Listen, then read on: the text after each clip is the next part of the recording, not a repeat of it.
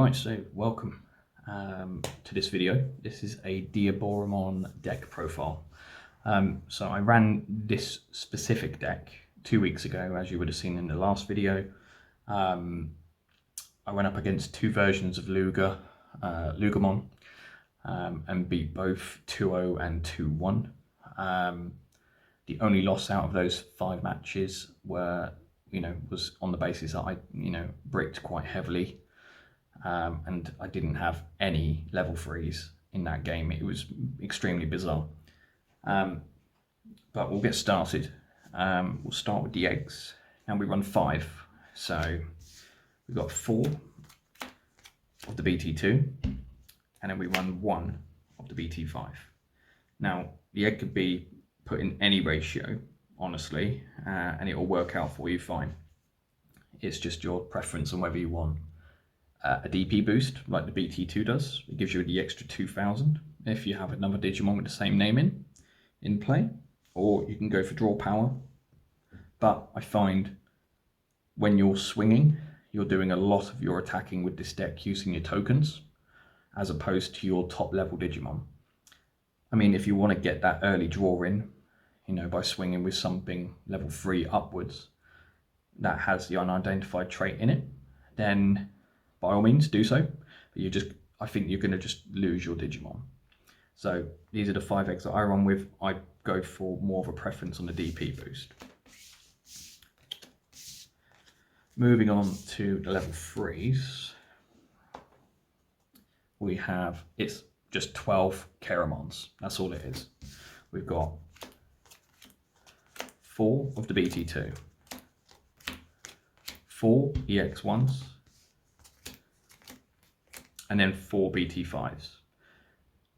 They're all good for their own reasons. Again, if you're a DP buff, then by all means go for the EX1.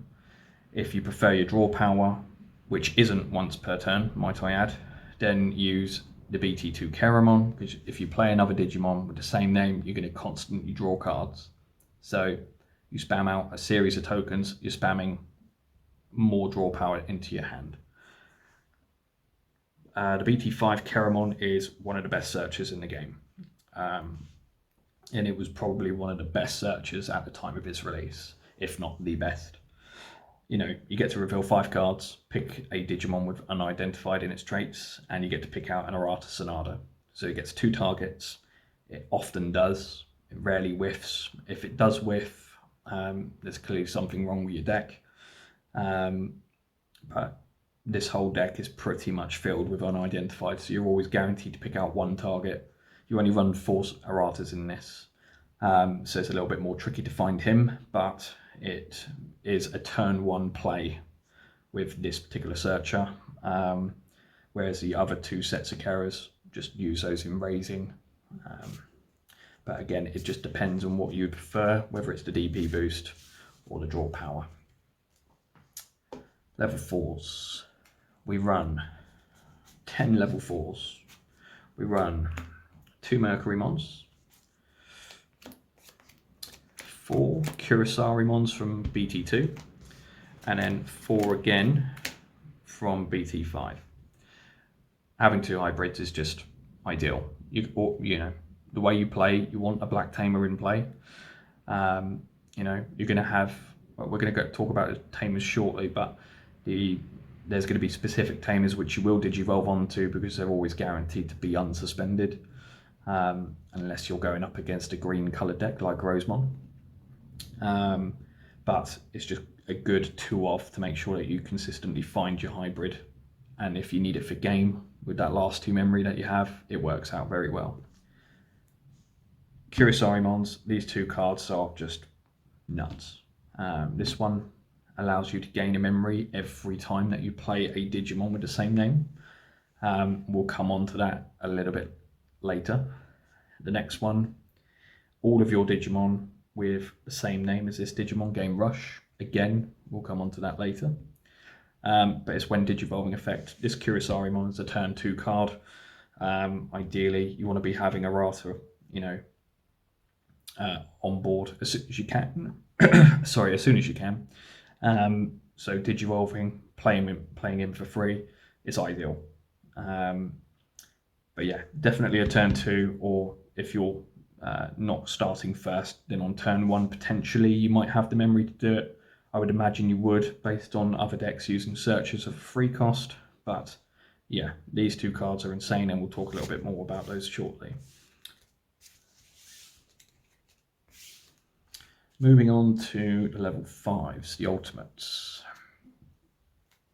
We run 2 BT5 Infamon. We run 2 EX1 Infamons. And then 4 BT11 Mamimon, or Mainmon, forgive me. Essentially, they all have their own purposes. This Infamon allows you to warp Digivolve on top of a Caromon for a cost of 4, which is great if you want to speed up the tempo a little bit, if you want to catch up to your opponent's level.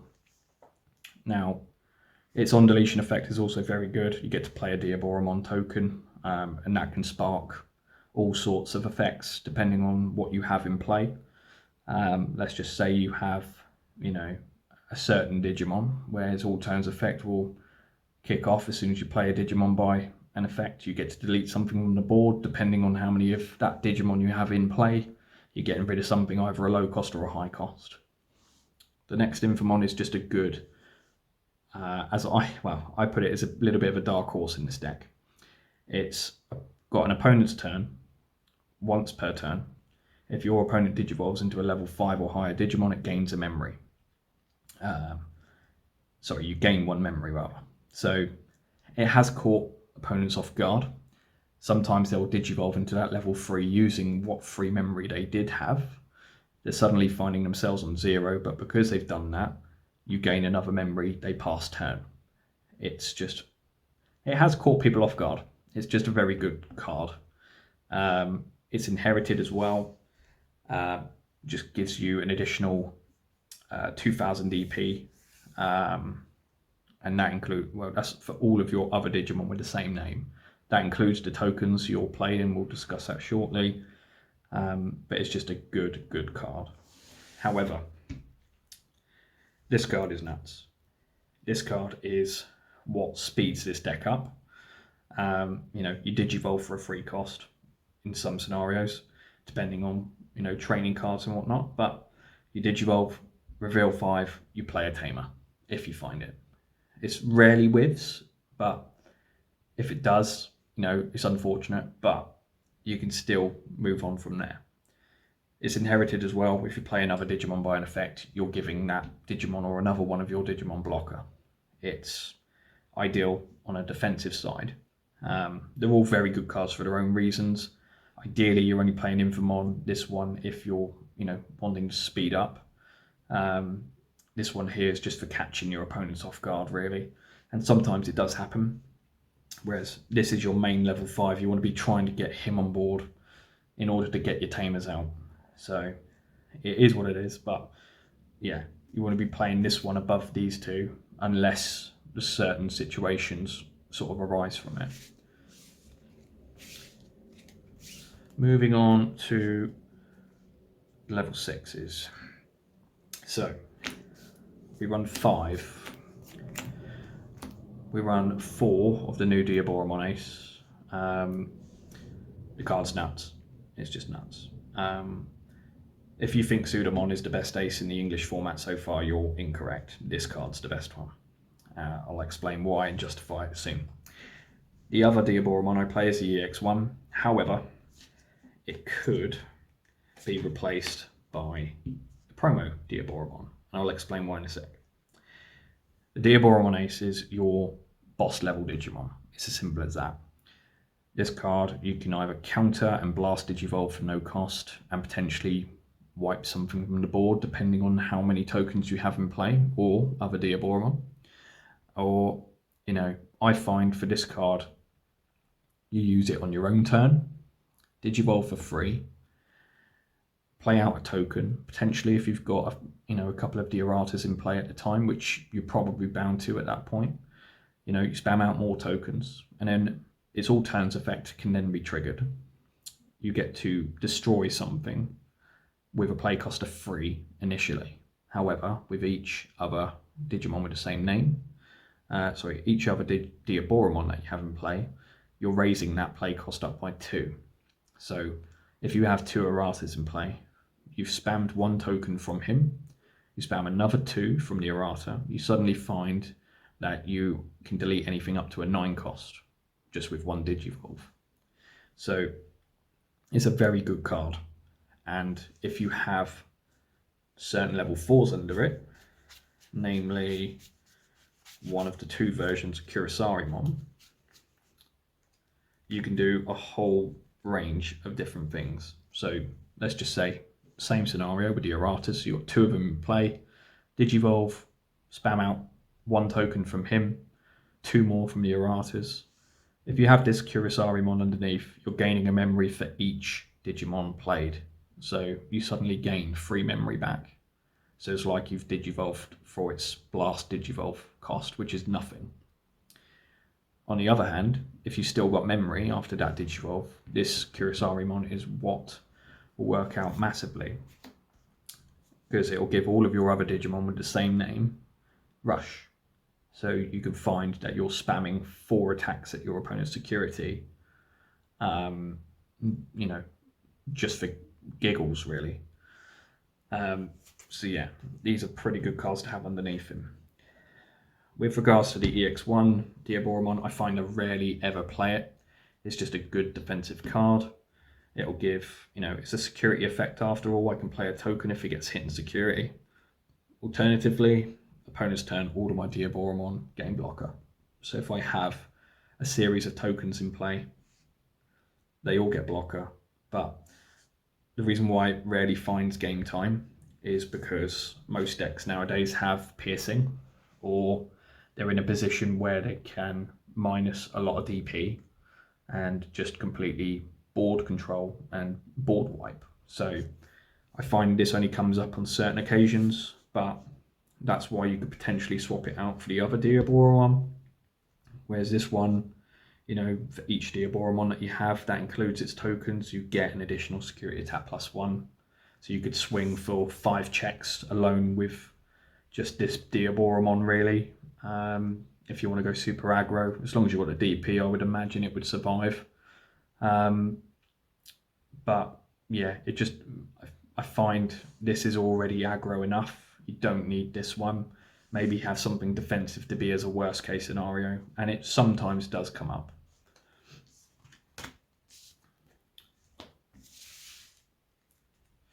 Level 7s. Here we go. Armageddonmon and Quartzmon. 2 reasons, really. I like the rush effect for Armageddonmon. Deleting a token to play him for a cost of 3, and then swinging with rush is pretty good. So it finds that sometimes it can go for game or clear something of a high DP on your opponent's side of the board. It's just a good card. I would run more, but there's just not space for more. Quartzmon.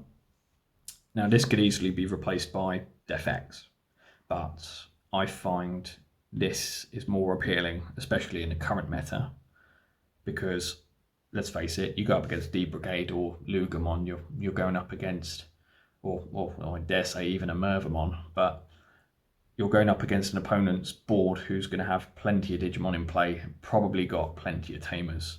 Whack this out, everything suspends, it delays them, they have to get this off the board in order to do anything else. But yeah, this card's just absolutely bonkers, and I prefer this more so than a Def X, just on the basis where I can be a little bit more in control. A Def X is good.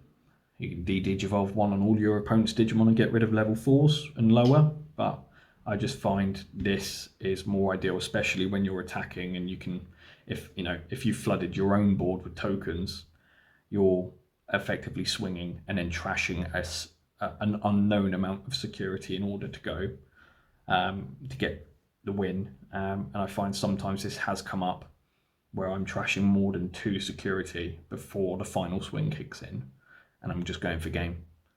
So they have their own reasons, but yeah, I mean, if I could fit in more level 7s, I would, but these two are fine. They often get found. Tamers. It's a must 4 of Errata. And then a 2 of a Vizzy from BT4. Errata is just this is the pinnacle tamer that you need in play at all times. If you did evolve into that Diaboromon, you're suspending him, you're playing another token. This card just works really, really well with the Diaboromon ace, especially if you have all 4 out in play, unsuspended, because then you're spamming out 5 bodies instead of, what could be 1 or 2. And additionally as well, you gain a memory if you have a Digimon with unidentified in its traits in your trash, where after turn 1, I mean, you want to be swinging early anyway, but if for any reason it ends up in your trash, gaining that extra memory also helps. Next one is Izzy. I just like this card. Honestly, it's just your typical black coloured deck tamer. It's a staple for this colour. It's a mandatory free memory at the start of every turn. If you have the Erratas in play as well, you're gaining more memory on top. But at the same time, I like it's on play. Now, if it gets hit in security, you're costing your opponent 1 memory, because you're almost guaranteed to find 3 black colour cards when you reveal the top 3 from your deck. At the same time, however, if it's on my turn and I want to try and control what it is that I'm drawing over the next 3 cards, this is just good to have. You play it, sort out the order of which you want to be drawing the next 3 cards, and then you can focus on your game plan from there. It's just really good. But 6 tamers, I don't think you need any more than that. They always come up. It very, very rarely whiffs when you use some of the level 5s, Digivolving effects, but ideally, they're low cost as such. Izzy, you're almost playing for a free cost every time anyway. There's only been the odd 1 or 2 occasions in testings where I'll suddenly draw that white Diaboromon or green Quartzmon. But yeah, I would suggest just using 6 tamers. You don't need anything more than that, really. Lastly, we're on to the option cards. So, 2 black memory boost. We all know what this does. You play it, you've revealed top 4 cards, you pick a black Digimon card among them and place it in your hand. The delay effect, you obviously get the 2 memory. Whereas the defense training just lets you reveal the top 2 cards, and you can pick any black card among them to your hand. And then the delay effect as well is obviously good, because you'll get to Digivolve into your level 4 for no cost, or your level 5 for 1 cost, or your level 6 for 1 cost as well. Just every deck is playing a training card now, as well as the memory boost. They're both staple cards, but the ratio for these 2 specifically are really good. You can run 4 of the training if you want. I just find it just comes up way too often if you do, and sometimes you just don't need it. I'd much rather have the Digimon in my hand to Digivolve first, or a certain other searching card like a Carons.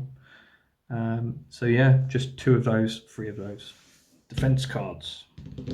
I was a bit hit and miss with these, if I'm honest. You can play 2 of each, so get rid of 1 and replace it with a second Ultimate Flare, or vice versa.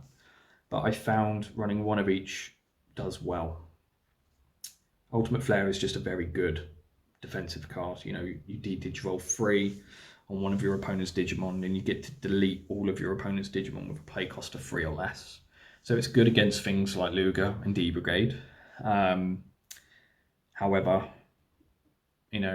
it rarely sees gameplay, I find, but that's because of how aggro this deck is. I'm always either at the end of the game before it's needed, or it's rarely hitting security. The same can be said for Catastrophe Cannon, which has a similar effect, except the second part of it is just to play a Diaboromon token instead. It's a good defensive card. You could effectively play it for free, instead of 4 cost, because if you've got the Diaboromon in play with the Kurosama, Sarimon rather, underneath him with the memory gain, then yeah, it lessens that for you. I mean, alternatively, you could swap it out for another option card, Trident Arm, which is basically the same as Ultimate Flare. You did Digivolve 3 on one of your opponent's Digimon, but instead of deleting a board, you would then go to your opponent's main phase and one of their Digimon has to attack. So if you've got the Diaboromon blocker on board, this would be a nice card to have with it. But yeah, I'd try some testing. I find these two are still somewhat better to have, but that's just purely on the aggro build. If you're going to build a Diaboromon deck with more blocking capabilities, then I would probably recommend using that Trident's Arm, because then you're basically in control of the game. But that's my ratios for this Diaboromon deck profile. By all means, I hope it helps you players out there decide on roughly how to build your own. And I mean, this deck is just, you know, I haven't had this much fun in Digimon in a while. The last time I had any fun really was playing Sea Animals back in EX3. But my main deck is Imperial Dramon. So I often like to go competitive, but I only built this a couple of weeks ago, but the deck itself has just been really, really good fun, and it's hugely entertaining when you're spamming out 5-6 bodies in a single turn, and you're suddenly seeing your opponent absolutely, you know, brick themselves, because on the next turn they could potentially be game over. So it's really funny. But this deck as a whole is just great fun, and I certainly hope that you all find enjoyment out of it. There will be more deck profiles in the future. I'm probably going to focus on Imperial Dramon next, but we'll soon see. But thank you very much for watching. I hope you like this video. Please subscribe. Thank you all.